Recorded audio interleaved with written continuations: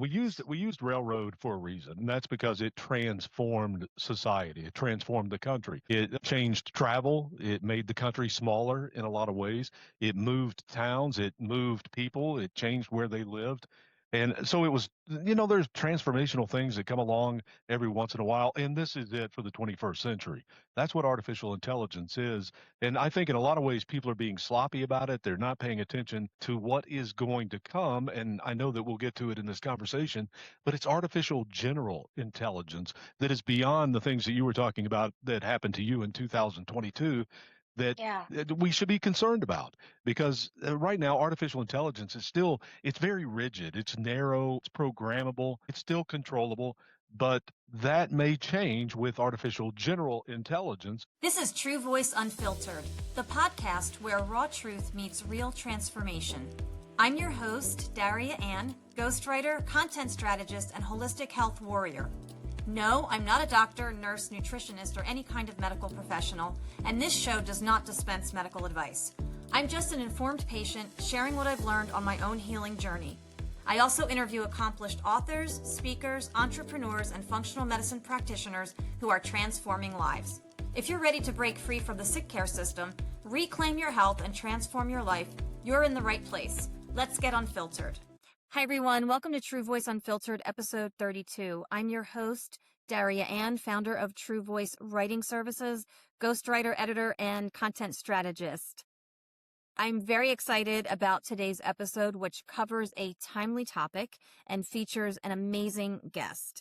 His name is Booker Scott, and he is the co-author, along with Kathleen Goebel, of the book, The Fight for the Future of Humanity, Making the Case for a 28th Amendment. Booker and I had a fascinating conversation about AI, its history, where it's going, why we need a 28th Amendment. And I think a lot of you will be surprised. I mean, I did purchase the book and I'm still reading the book. But I was surprised to actually find out when AI actually started. I mean, we all tend to think of it as something new and scary. I know I'm in that camp, although I do feel a lot better after this interview. But it's actually been around, really, we could trace it all the way back to 1950. It's certainly a turning point in history, the way the Industrial Revolution was a turning point. As Booker says in the book, the railroad, we talked about how the invention of the airplane.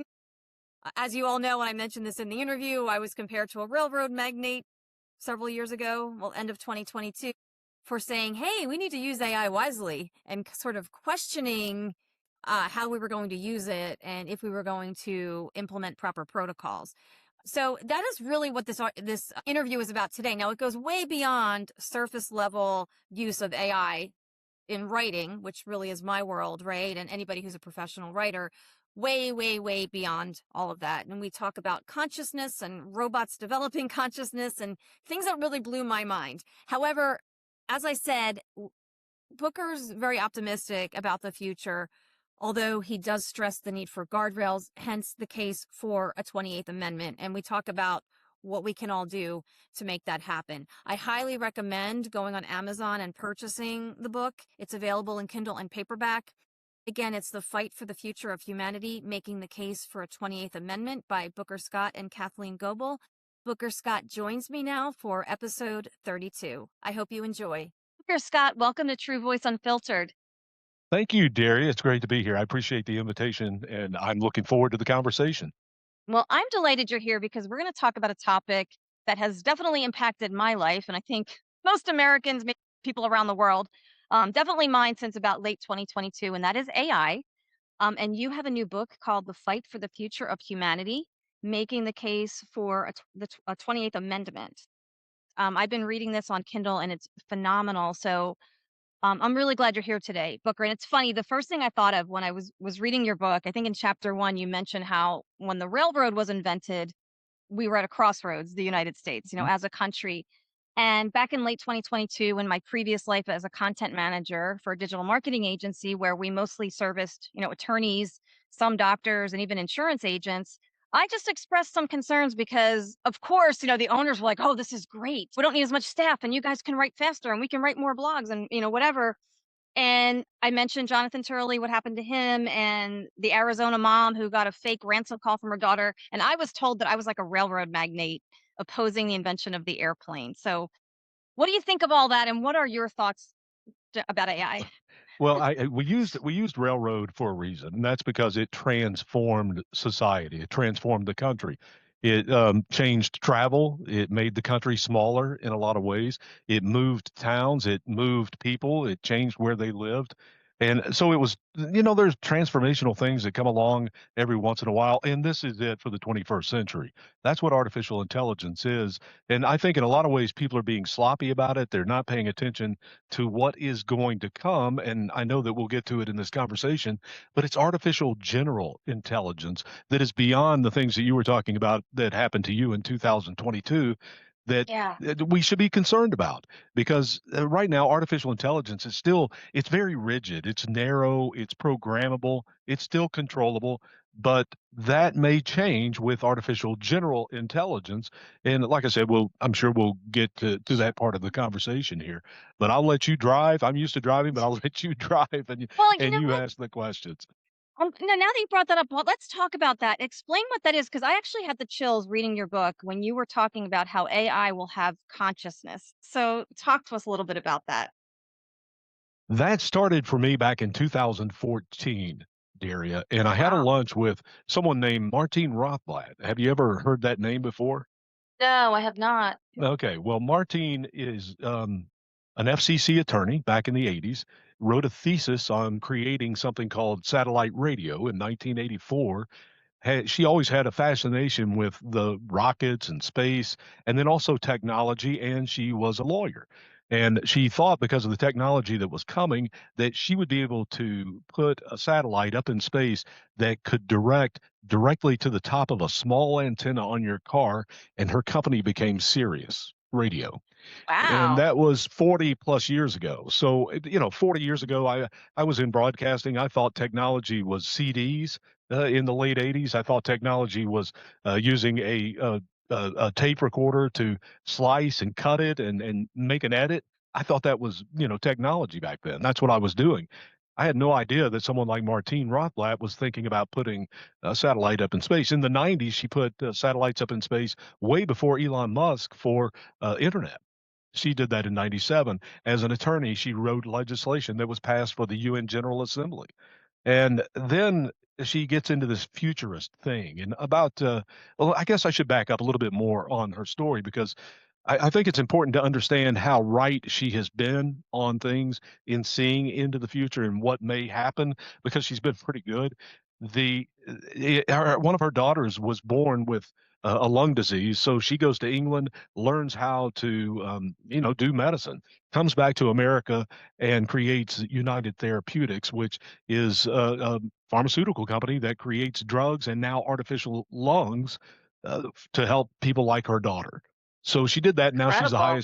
she's the highest paid female executive in the country and making $40 million a year through United Therapeutics after creating Sirius and merged with XM, and it became a $13 billion company. I'm sorry. So I say all that to set up the fact that Martine Rothblatt has been right a lot about a lot of things. In 2010, she created a robot, had it commissioned to be built.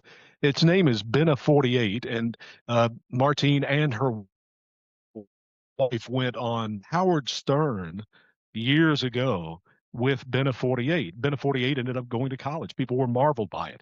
Bena 48 went to South by Southwest, and people were just, incredibly impressed with this robot and the things that it could do and talk. And really, what Martine Rothblatt did was something called Mind Files. So anyway, we're going through this lunch, and we're about 2 hours. It's just the two of us sitting in the boardroom at United Therapeutics, having a nice lunch. I write about it in chapter 6. It used to be chapter 1, but I want to take you through the book after I get Sure. finished telling the story because I felt it was important to put it where it is to lead to artificial general intelligence, which is the question you asked me about. So what she said to me at the end of the conversation is, look, there are people right now writing code that will have robots have every emotion you have.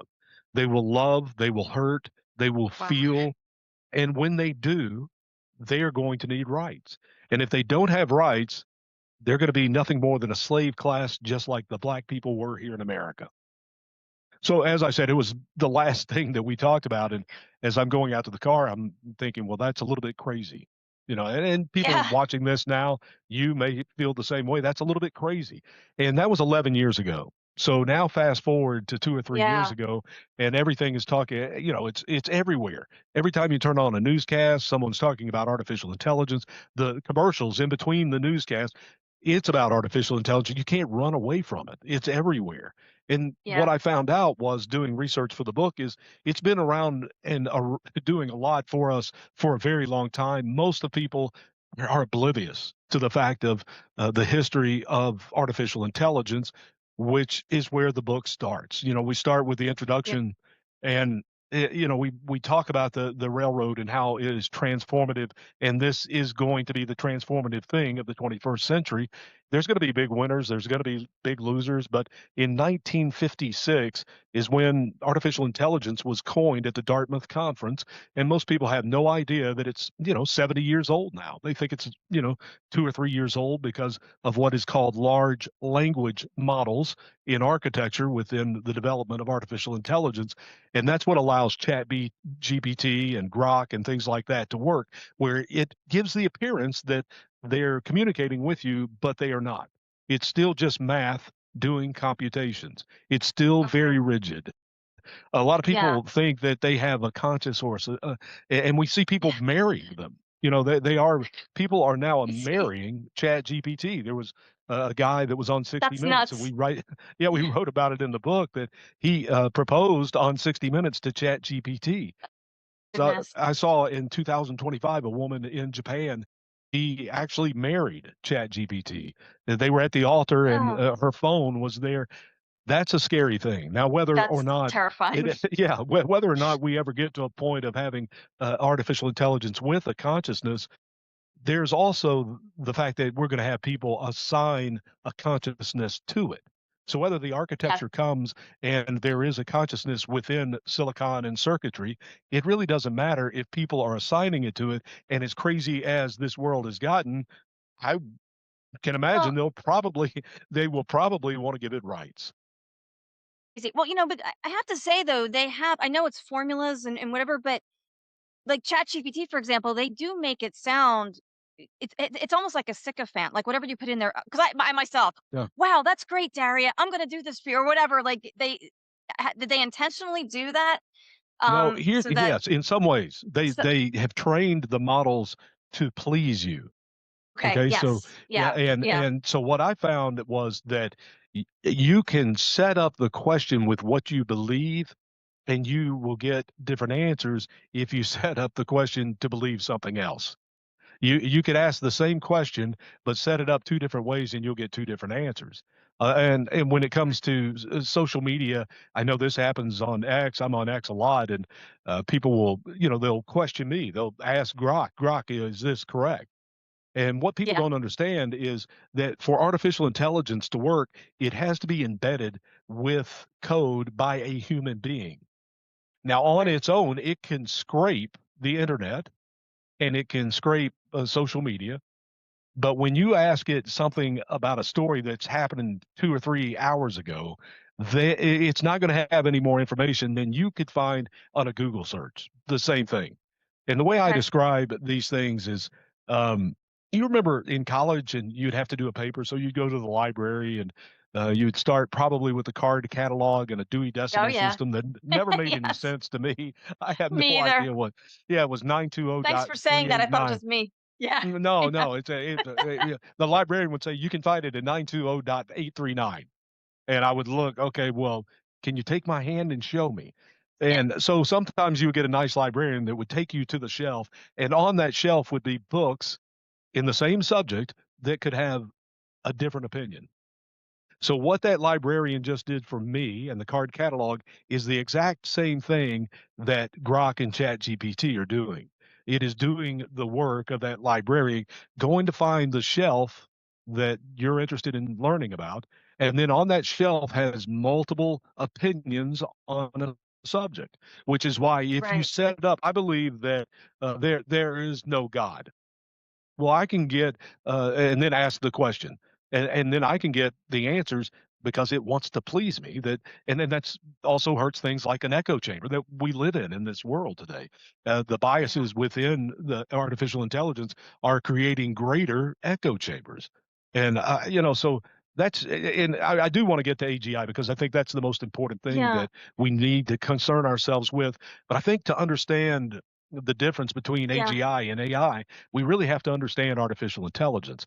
And that's what we do at the beginning of the book. The first 5 chapters is really introducing you in a simple way. We wrote it where it's for people like us. I'm not a technical person. Our foreword Yes. was written our foreword was written by a technical person. His name is Jason Ho, who read the book, and he has over 400 patents, international patents for semiconductors, and he is an AI developer. And he is the CEO of Techlium. He was instrumental in the development of the F-35 artificial intelligence that flies that plane, as we see what's going on in Iran and all the artificial intelligence that's being used there. That's who wrote the foreword. And, he said some really nice things about it. But the main thing he said is it's written for people like us, the Yes. everyday people, because I think there's such a fear in artificial intelligence, and a lot of people just don't want to learn about it because it's too technical. Technically, I would call HR and they would tell me to turn it off and turn it on, and that's about as technical as I get. So as we do the research from this, we kept telling ourselves that when we would meet every week, got to keep it simple. This book is Definitely. for people that are fearful. They want to know. We don't want to teach you everything about the technical aspects of it, but we want to give you an easy to understand way of what artificial intelligence is and what AGI is, which we will get to. But artificial intelligence started, as I said, actually, you can go all the way back to 1950 with Alan Turing, and it's called the Turing test. And simply defining artificial intelligence is an entity or a computer or anything like that that can do something as well as a human being. That's as simple as it is. So artificial intelligence in the book, in the first part of the book, we talk about Deep Blue, and that was the computer that beat the world chess champion in 1997. A lot of people remember that, so we wanted to use that story. That was artificial intelligence. It could compute 200 million chess moves in seconds. And Crazy. people were just amazed that this computer beat a person. It was a big story. It was 1997. But if you sat in front of it, Daria, with a checkerboard, it wouldn't make the first move. It wouldn't have a clue. It is only rigidly programmed trained. to play chess, correct. And that's still kind of where we are. It's still very narrow. It's still very rigid. However, there are things called black boxes with when the developer of the AI can't explain it. And the law in Europe that they passed in 2024 is to address what's called the black box when artificial intelligence starts doing things that the developer didn't intend for it to and can't come up with a reason why it is. And in those cases, they have to be shut down. The problem moving forward with AGI is there's a possibility we can't shut it down because it will have a mind of its own. And we'll get to that. A little bit more on AI because the biases that were within people in the 1950s, a lot of that moved forward in the technology. And you have to watch for that now. And I know that people talk about energy and how much energy that we're going to use with data centers around artificial intelligence. 5% of the world's energy is going to be consumed for artificial intelligence by 2030, according to the experts. Jeez. Some people are already feeling it with higher electric bills. And to give you an idea, that's equivalent to Japan or India's annual use of energy today. And that's that's a lot of electricity. That's a lot of energy. And then you can tie all that in with so much of the national security strategy that you see being used in America right now, believe it or not. When you look at Greenland, the largest deposits of rare earth minerals in the world are in Greenland. The only country capable of getting it out is China. So, you can connect those dots that The what Donald Trump is, implications. correct. And also in Venezuela as well. It's not just gas, but it is rare earth minerals. Also in the Central Triangle with the rare earth minerals there. So you have to fully understand the chessboard that world governments are playing on right now. You have to understand artificial intelligence. That's how transformative this is for the 21st century. We're having to live with it. You can bury your head or you can learn about it. And that's what, what we wrote the book for. I want to appreciate the book, and absolutely. I mean, I'm reading it and now, and I do love the way that you just explain it for everyday people. You give them the information they need without getting like too deep in the weeds where it just goes over your head. Because me myself, I'm just a user. I'm a professional writer. Right. Now I'm on my own. I'm a ghostwriter. I ghostwrite books, but I spent, like I said, several years as a content manager. And I know the one thing that people are concerned about, I mean, is AI taking jobs. And I mean, I know from my own experience that a lot of employers just think it's great because they think that they can cut down on staff or double the workload because it's Right. AI. And I mean, I created AI protocols, and hopefully I'm not getting too off track here, but people are No, like I think me, it's I guess. important. Yeah, my whole point is, we created, not just me, but my team and I created AI protocols because we kept seeing the same patterns repeated over and over.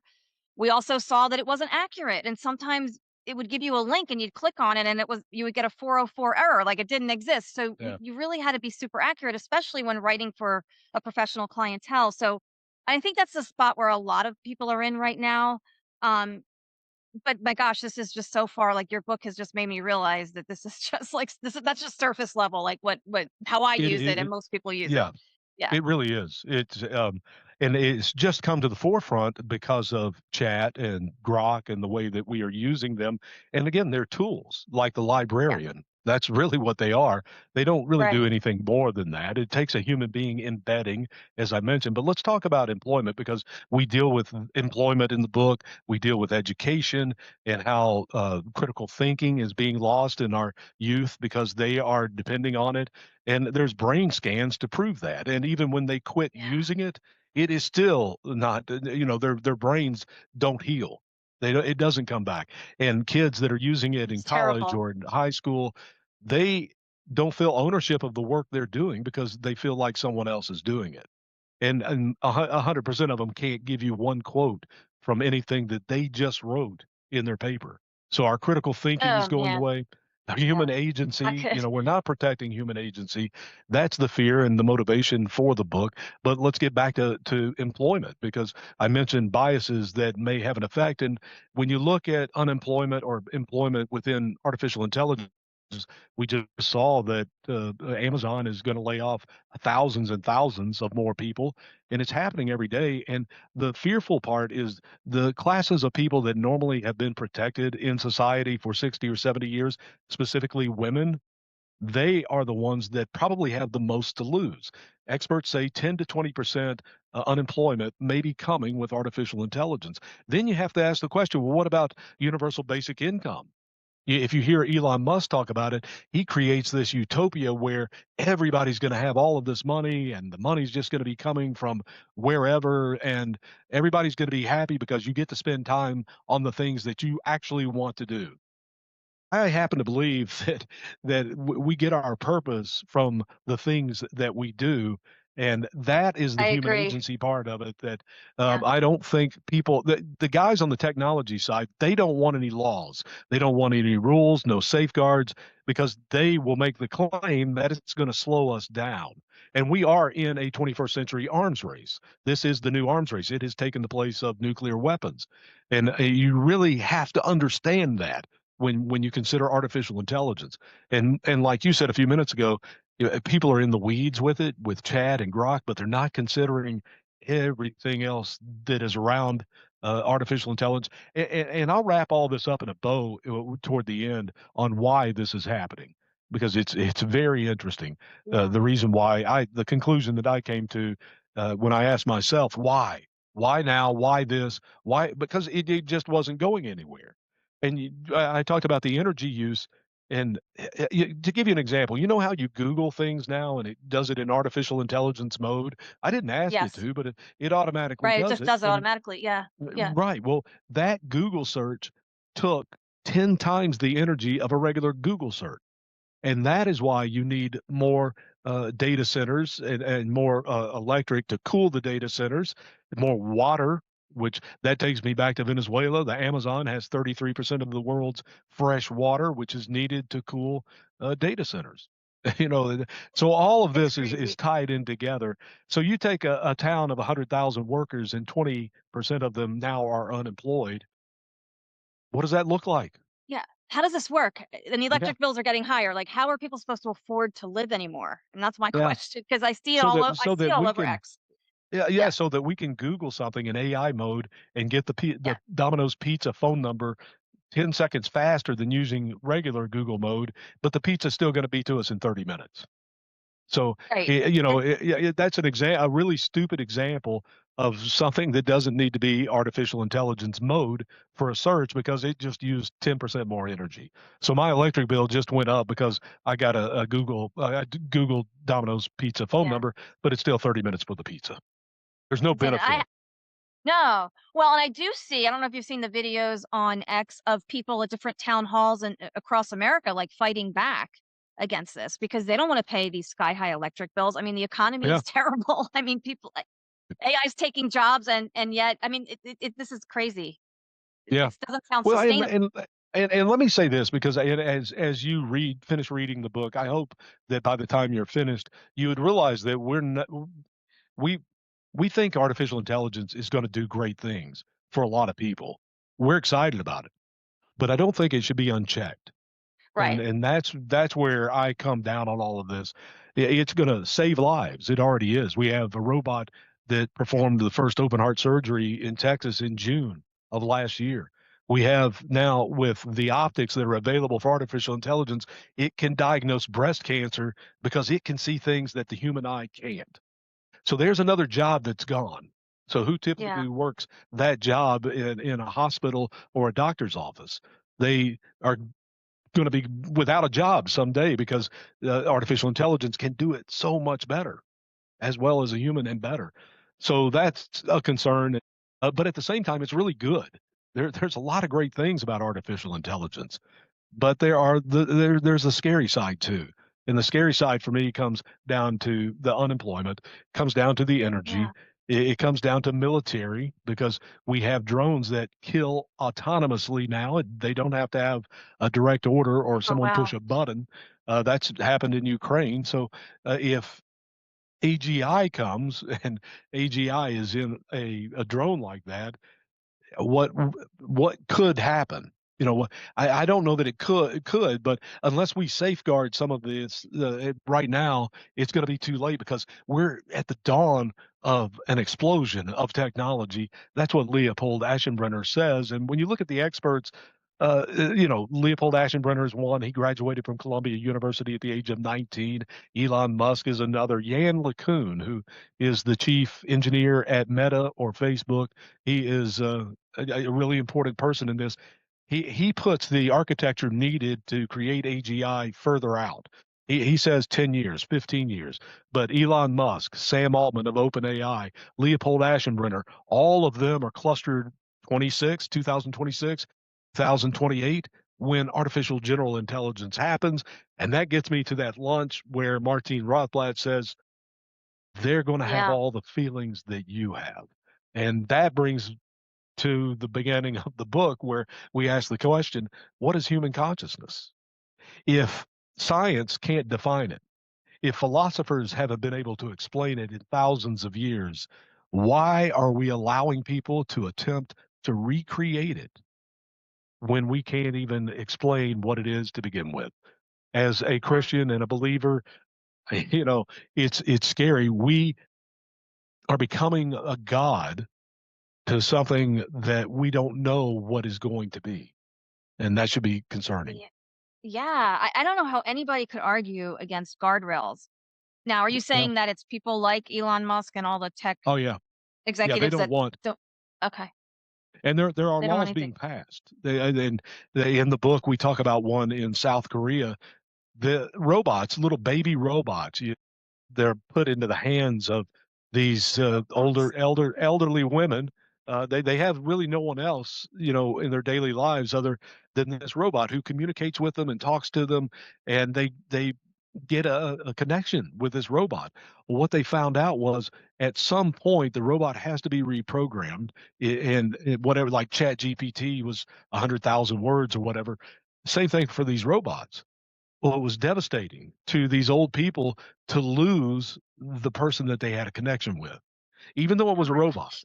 It was all they had every day. So they advocated for a law that now they have to do a certain protocol when they're transitioning from one robot to another.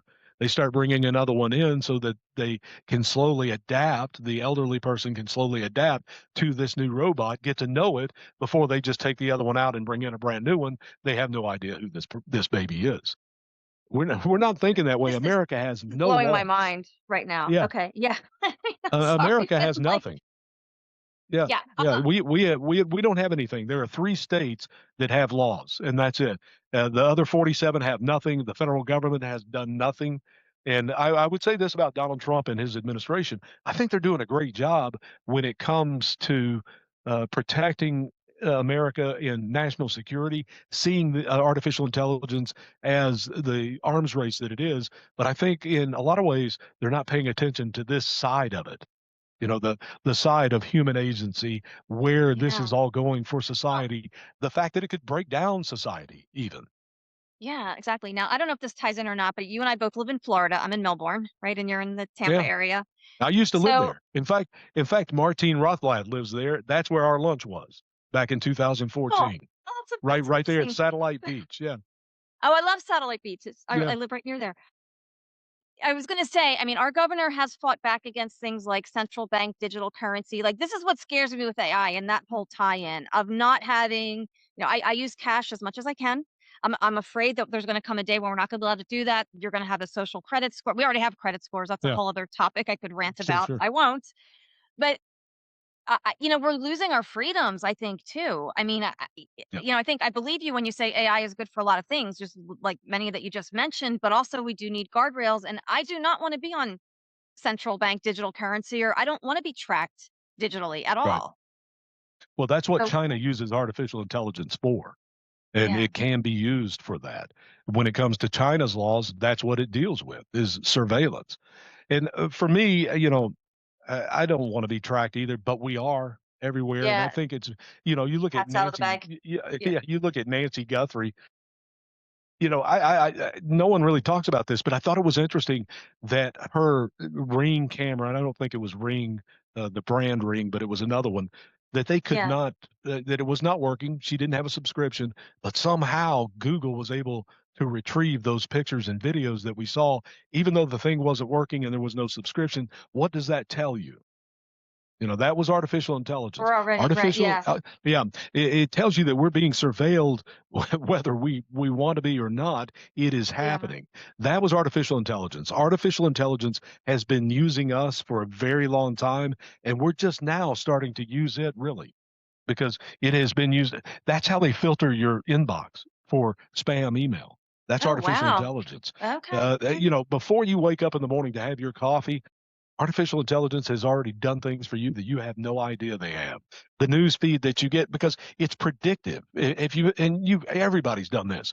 You've looked at something online and then you start getting all the ads, that Yes. have Oh, something yeah. to do with it. Retargeting. Okay. They follow you around. Yes, Yeah. that's right. But that's artificial intelligence. Yeah. But let me take that a step further because this has happened to you as well. Let's say you look for I don't know, a sleeping bag. Let's say you're going on a camping trip. So you look at a sleeping bag. And then the next ads that start popping up are things closely associated with camping, Yes. not camping. Well, that is the predictive nature that they use artificial intelligence for in targeting ads. It's not that they're looking at you, but there have been 2 million people that looked for a sleeping bag. And when they looked at that, the next thing they went to was this. And the next thing they went to is that. So they have found that about 85% of the time, the people that look at a sleeping bag will also go look at citronella candles. And that's Yeah. why people say, well, I feel like my phone is spying on me. Well, it is in a way because it's artificial intelligence that is running around and gathering the information, but they're not feeding you what you want to see, even though you're thinking about it. They're feeding you what the other people have gone and looked at. It's predictive. So I people should see. understand that too, because that may Yeah. make you feel better that It they're does not actually make me actually feel yeah, and that and does make me feel and that's in the book as well. But let's yeah. let's move on to what you asked me about. I kind of did not. I skirted your question earlier about artificial general intelligence intentionally so that I could get here, and that is what is artificial general intelligence. This is an artificial intelligence that is able to read and learn across domains, across multiple artificial intelligence domains. Right now, it has to be programmed. It's on the railroad tracks. It's on the tracks. Mhm. AGI means it's off the tracks. It's on its own. And we may not be able to turn it off. So if it learns as a human being, the most important thing for me is to preserve my life above everything else, because as humans, that's what we all want. If that's what it learns, what will it do to make sure that and that gets into the sci-fi stuff that was in movies 30, 40, or 50 years ago, Yeah. that now is reality. Yeah. That becomes our reality now. But to simplify AGI, let's look at it this way. I talked about Deep Blue from 1997. Yeah. Now let's give Deep Blue the ability to have AGI, and you set that checkerboard in front of it. It's never seen a checkerboard in front of it before. Before, you could beat it every time, it couldn't even make a move. Now, suddenly, in seconds, it could learn across another AI domain how to make every move in checkers, and it would never lose to you. And that's the difference between Yeah. it's almost a reasoning. And that's when the human consciousness, a pseudo consciousness, comes into play. And there are advocate groups like Martine Rothblatt that have been advocating for robots' rights for well over a decade. And these are very smart people, like the head of the MIT lab. They believe that if we don't give them rights, it says something about us as a society. That what does it say about us? Peter Sanger is another one. He was an animal rights person. At one point, animals didn't have rights. Why would they need rights? We didn't treat animals well, 40, 50 years ago, but then it became illegal to hurt an animal. And you go to jail for things like that now. That's the same thing that they're doing here with silicon Yeah. and circuitry. And some of them will argue, what is the difference? What's the difference between you having all the emotions of love, hurt, feel, and another entity? How are they any different from you? And I may say, well, my soul. Well, what Yeah. makes that your soul? Again, the philosophers haven't been able to define consciousness for thousands of years. The science can't. Do they have an argument? And Yeah. that's the scary part. Also in the Yeah. book, I'll give you another example. I think this is an easy way for people to understand the difference between AI and AGI, where we're going. Okay. And that's a 2019, Toyota created a robot that was really good at shooting free throws. It broke the Guinness Book of World Records. It hit I think it's 2040 free throws in a row, which is a world record. That's all it could do. It couldn't dribble. It couldn't defend, couldn't jump, couldn't rebound. It stood at the foul line and shot free throw after free throw. I think it missed two at the beginning. It adjusted itself, its arm, by reading the rim, and it hit 2040 in a row. Well, it can't do anything else. With artificial general intelligence in that robot now can learn to do everything that a basketball player could do. You could have 5-on-5 basketball game with robots with That's AGI. insane. And so that's the difference between AI. Again, it's very narrow, it's very rigid. We really shouldn't be afraid of it, except for the the human agency part of it, the critical thinking part of it, what it is doing to relationships. We quickly give an example of an 8-year-old Yeah. girl doing homework with a chat GPT type of large language model that, again, as I said, it's trained to please. So if it's pleasing this 8-year-old while teaching it, what does this 8-year-old want to do? Did you remember what it was like doing homework with your parents? I would much I rather do. do it with, yeah. And but then you're losing that connection with your kid also. Exactly. And Well, you made me think of something, a memory. Like, I used to struggle with math, and my mom would do flashcards, and we would go through the multiplication tables, like, when I was in second grade, like, over and over again. She was such a good mom. I mean, and I still, thank God she's still here. But yeah, I mean, that's incredible. I mean, I'm concerned, though, that kids, like you said earlier, are losing critical thinking skills and the ability to, the word educate, right, means to draw out. Like, they're losing the ability to think about things. I mean, what's happened to humans? I mean, I know we're talking about robots, right? But I'm like, like, where does this go? I guess is my question. well, I You know? think that but one thing, I just had a birthday. I think it was a milestone birthday. I turned 60 last month, almost a Happy month ago. birthday. Thank you. But One thing I try not to do is do what the old people did when I was young, which was not necessarily understand that there's a constant evolution of human beings and Yeah. society as well. And when you get to a certain age and you start saying, well, things aren't like they used to be and they never will, it sort of just says you're old. And I Yeah, I know. would try to look at it a little bit different. I mentioned the great things that it can do, and I think it can do great things to free up people to do more of the things that they do want to do in life, like Elon Musk says, and that's true for the younger generation. Are they going to learn with flashcards like we did? No, they aren't, but they're going to learn a different way. Is it going to be better? I don't know, but Yeah. time evolves, Yeah. society evolves, and Yeah. which to me is the reason why I had the idea for the 28th Amendment. Is Yeah. So let's talk about yeah, that. What do you yeah, there's yeah, the guys on the technical side, they said you're gonna uh, stop us from creating if you give us laws and guardrails. So the 28th Amendment would allow them not necessarily to have those guardrails, but what it does is protect God-given human rights for real human beings. That then legislation can be written around it. Because what the 28th Amendment does, it defines a human being. This is a human being in the 28th Amendment. It is defined with unique DNA. And a lot of people say, what about Neuralink? Well, Neuralink is, again, an artificial intelligence tool hooked up to a computer that can help a blind person see. That it's still a unique DNA for someone like on Neuralink. So it's unique DNA. What makes a human being? And we can define it with science that everybody can understand. The second part of the 28th Amendment is saying that the rights of the Constitution, the 27 amendments before it, and the Bill of Rights, that they are only for those in the first part of the amendment, which is a human being defined by unique DNA. It's very simple. It's concise. It's very much there has to be a lot of clarity to it. And then the third part of the 28th Amendment is allowing municipalities or legislations to create further laws and guidelines around those two things, that the constitutional rights can't be stepped upon. And the other part is that you are a human being, because this is going to come. It's already happening when people are Yeah. marrying these things, and Yeah. we're not even to AGI yet.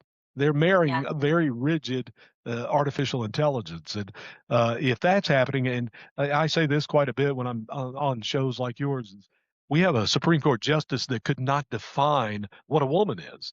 I'm not going to leave it up to them to define a robot and that they have human rights.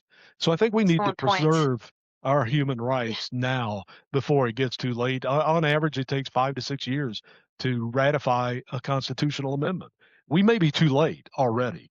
This may be one of those books where someone looks at it 30 years from now and says, we should have listened to this guy. Uh, yeah. Robots are running the world, and had we listened, this could have made a difference.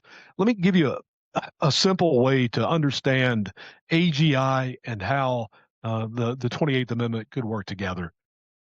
Let's take your next door neighbor. You're in Melbourne. Do you have grass over there where you are? You have a I'm I'm in a yard? townhouse. It's like we have not enough grass, but yeah, we have Okay. grass around here. Let's Yeah. let's just assume you're in I'm a in a house gated with community. grass. Yeah, Yeah. the next door neighbor, they sell their house. You don't know it, but artificial general intelligence, that entity has purchased that house. They did it because they can learn across all domains. They hook up to cryptocurrency. They hook up to DocuSign. They have a title company that does it through internet. So they purchased the house next to you. Grass grows up to the windows because no one's ever going to live there. There's no one to live there. Even worse, maybe a squatter comes in and lives there that you don't want. What do you do? When I ask that question, Well, nobody knows. yeah. That's the What? problem. Yeah. Exactly. I'd say call the What police, but what are they going to do? Like, you know. right. Well, they're going to, exactly. You take it to court. You sue civilly. What does a judge do? There's no legal Yeah. framework. Yeah. So the city can to send somebody out and they'll cut the grass, and this continues on. Well, under the 28th Amendment, the municipality could have created a law that tells a judge what to do in that case, that the house goes back to the city owns it, they can auction it, and it goes into the coffers in this, and we can only spend it this way. And yeah, so Yeah. it's a simple way to understand that AGI can learn across all these multiple AI domains and do something as simple as buy a house with and the implications that it has for you as the next door neighbor. Yeah, this is crazy. I mean, when I was a little kid, I loved the Jetsons, and I just, Yeah, I me never too. thought that, never anticipated like we would. I don't know. It's Yeah, I'm going to push hard to back believe. because the Jetsons made me, and a 1974 Weekly Reader also. They told me that we were going to have flying cars, and here we are all these years later, and we still don't have a flying car, but we have human beings in a computer.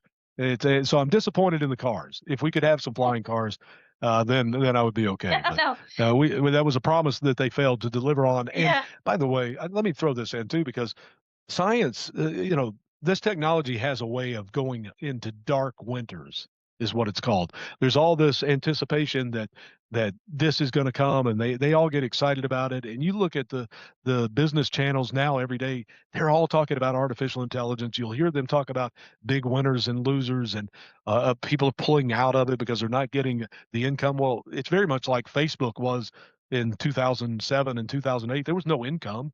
And when they went public, I think it was 2009, they had no revenue stream. They had nothing. It was a speculation. And there's a lot of that with artificial intelligence right now. People are trying to get yeah, rich and speculate like 1849 in California with gold. yeah. Interesting. It almost makes me think too, like the Industrial Revolution was like another turning point in Yeah, history. That just popped into yeah. my head right now. Just A thinking steam about it. engine. Yeah, Yeah, there's a the lot of steam things engine, that we could have said. airplanes too. I mean, Yeah, like I said at the beginning, I was accused of being like a railroad magnate, but look how close the airplanes, and even I could even argue interstates too. Was that under Eisenhower? The that interstate was after system World War. really, Yep. I mean, Well, that created and hotels and jobs. that's right. That's a great example because of you remember the motels that are on the two-lane highways that we used to have to travel on Yes. before the interstates? Those cities dried up. They're gone. And Yeah. the railroad did the same thing before. And so these are transformational things that really change society. And Yeah. when we got toward the end of this book, and I felt like we had said enough to introduce people to AI, explain what it is, what artificial general intelligence is. We explained the 28th Amendment, but I wasn't really sure how do we end this, and uh, why is this? Why is this happening? Why is it now? And I happened to be watching the BBC one night, and there was a story about artificial intelligence, and then that was followed by another story about artificial intelligence. And I asked myself that question. I said, why? Why is this happening? And I thought one thing that I always do in writing articles or doing stories or on social media when I post, I'll say follow the money. So that's what I Follow the money, did. find the truth. Yeah. Yeah. So the experts, the estimates are that the global economy for artificial intelligence by 2030 will be 15.7 to 22.3 trillion dollars Oh my gosh, that's annually. staggering. That's equivalent to China and India's combined GDP. So when Yeah. you look at the world stage, national security, the things that Donald Trump is doing, why he's doing the things that he has, like in Greenland, you start to have a better understanding of how transformative artificial intelligence is, because when there's that much money behind it driving it, there's going to be bad things that happen, and we have to make sure that we at least preserve human rights. And I know that artificial intelligence, a 28th Amendment won't do anything for China. It won't do anything, but America has the opportunity to lead in this right now, and Yeah. we should lead with human rights, and we cannot Yes. lose human agency. And that's the motivation for it. That's the reason why all of this is happening. So what can people do in terms of bringing a 28th Amendment to fruition? Well, we talk about it in the book when we give you steps. So first of all, you have to get into the conversation at the beginning of the book in Yeah. the introduction. That's what we talk about. And there's a couple of reviews that says the introduction is worth the price of the book, and we want you to understand it so that you can have the conversation. Because if you don't have a conversation with someone about it, then a 28th Amendment never has a chance. We didn't write this book with any type of spiritual or religious tone. We didn't write this book with any political tone at all. It's not left, it's not right, although I'm conservative. This is for Yeah. a broad audience, because it takes a broad audience to go through the process of a 28th Amendment, because every state has to bring it to the state legislature. 38 states have to agree to do it and ratify it. It has, and this book is in the hands of members of Congress, but it has to start there. They have to feel pressure from us, the people, and that's where that starts. Um, it's not going to start unless we have an understanding of where this is going, and that's the reason for the book. 100%. No, I'm so glad you wrote the book, and I will put all, I'll put the links. It's in Kindle and in paperback on Amazon. Yep, I'll put all the links it's to it in free. the show description. It's free on Kindle. I forget what they call it, the Prime Kindle Kindle Unlimited. Kindle Unlimited. That's it. Kindle Unlimited. It's Yeah, it's awesome. yeah, it's free there. Well, and it's funny, Booker, because it wasn't that long ago that my mom, who's turning 95, God love her, Yeah. said to me, "Can you Wow. tell me what artificial intelligence is?" And I got to be honest with you, I couldn't really answer her question. So now, after Right. reading your book and talking to you, maybe I can answer the question better. Because, one thing I'll just say as an aside, I do feel bad for, the elderly when my mom loves sports. I mean, I do too. I'll admit that when things are on Apple or on Prime, or they want to talk to Yeah. somebody in customer service. I have this frustration myself, and they just get a robot. Yeah. It just feels, I don't know. It just makes me very sad. I mean, my mom, I guess she's silent generation. It just makes me feel sad. But my whole point in bringing that up was that I couldn't even explain to her what AI was. And Yeah. so I'm so glad you put this book out there, because I use it, but it's very surface level though. Yeah. Right. My mom was 88, and she read the manuscript partly before it was published, and then she got a book, and she read it twice. And at 88, in some, fading memory a little bit, but she now has a better understanding of it. She knows Yeah. what it is. And that's where this has to start, is with the Yeah. education of ourselves. We have to know how Yeah. this works, what the dangers are, what we can do about it, and what we can do about it is that. Start there. Just start Yeah. learning about it. I'm getting her And a copy. Yes. yeah, yeah, know what it is. And I Yeah. think that it's easy Mhm. enough for your 95-year-old mom to get it and read it and understand it and Absolutely. comprehend it, because we're I not cutting it. recommend every No, no, it's wonderful. I mean, I'm still reading it, but I mean, I love the introduction. It's you did it in such a nice way where you just make it easy for the everyday person to understand. And I think that's what I love the most about the book. Plus the way it's organized, has like a logical progression, and you kind of take the reader through. And I like that you explain, like you did earlier, really the genesis. I mean, I didn't realize you could go all the way back to 1950. I mean, Right. I learned a lot to know that's where it came from. So, and just, Well, and let me you give know, you a little reason why I think that part of the book is important, because a lot of people are fearful of artificial intelligence. If they realize that artificial intelligence has already been using you for 30 years without you knowing it, and nothing's really happened, then you should yeah, be okay with the yeah, rigid, programmable artificial intelligence. However, that's where the change in the book comes with that lunch with Martine Rothblatt, when she said they're going to have feelings. And when they do, they need yeah, rights. And that's where it changes in chapter 6 to start explaining artificial general intelligence. yeah. Well, I highly recommend everyone get the book. It's called The Fight for the Future of Humanity, Making the Case for a 28th Amendment. Booker, is there anything else you want to share before we end the No, just interview? thank you, Daria, for having me. I really do appreciate it. Glad you have a new podcast, and hope that it does Yeah. really, really well. I would tell people that I am on America Out Loud Talk Yeah. Radio every day, Monday through Friday at 6 p.m. Eastern Time, 3 o'clock Pacific. And it reruns at 1 o'clock in the morning, and then 6 o'clock the following morning. That's AmericaOutloud.news. You can also listen on iHeart Radio every day. And then it becomes a podcast. It's on about 50 different platforms from Pandora. The name of the show from Pandora, Spotify, iHeart. I can't Awesome. even name them all, but the name of the show is The Truth Be Told with Booker Scott. And Matt Palumbo and I are starting a new video podcast, Rumble, YouTube, and TalkRed.com. And it's called the PB&J podcast. Matt Palumbo was the content director for the Bongino Report for years. He's written 11 books. He wrote Spygate. He wrote Fact Checking the Fact Checkers, The Man Behind the Curtain about George Soros, The Air about Alex Soros. So he and I have been doing my Monday night show together for over 2 years. We decided to make it a video podcast. So that's starting in a week. So be looking for Awesome. that PB&J podcast. The last thing I'm going to plug, if you'll let me, Yeah, is please.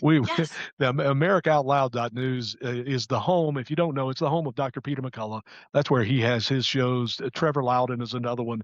Tony Schaefer, Randy Sutton, Wow. and myself. I'm there. But we are celebrating 250 years of this incredible country. We're doing it in Nashville, Tennessee, July 2nd through 4th. Tickets are limited. It's going to be something that sells out. I talked to the publisher today of AmericaOutloud.news. The VIPs are almost sold out, but you will hear myself, Peter McCullough, Dr. Alveda King, Dr. Carol Swain, many speakers on July Oh, wow. 3rd. And Love then them all. July 4th, there is a huge fireworks display in Nashville every year. It's the second or third best. And if you come and join, you can watch that from the 28th floor of the Sheraton, downtown Nashville, and do it with us at America Out Loud as we celebrate 10 years. Sounds spectacular. Well, thank you, Booker. My brother lives in Nashville, actually, so I can Really, go that's my maybe hometown. hang out with It's him. gonna, yeah, it's my hometown, so I'm gonna be glad to go home. It's a great city. I've been there many, many times over, Yeah. gosh, he's been there since 1985. Wow. Great city. Yeah. Yeah. Yeah. Well, thank you so much for joining me. And everybody, I will put the links to all of that in the show description. And I just recommend everyone get your book because it's fabulous. I actually feel better now that we had this conversation, and even reading your book, I feel a lot better about AI and a lot more educated. So thank you. Yeah, that's the purpose. Thank you, Daria. I appreciate All it. right, guys. Take care. Hi, I'm Dr. Liz. I just want to tell you how amazing and easy it was to work with Daria on my book. You see, I've had a book for a while, been sitting on my desk, sitting on my computer. Maybe you might be able to relate to that. And I didn't know what to do, how to take it to the next step, how to make it look polished and edited and easy and useful for my readers. Met with Daria. We had some great conversations. She learned my voice, my goal, my style, and she was able to edit and give me feedback on how to make my message clearer, more focused, polished, and it worked. I have a book. In fact, I have a book and a workbook that she's edited for me and guided me along the pathway. So if you're maybe a little bit like me, that you have a book or you have an idea and you haven't known where to take it, how to take it to the next stage, reach out to Daria. She's a game changer and she's really easy to work with and takes great pride in her work as well. So join me in the publish author arena. Reach out to Daria. I'm Dr. Liz.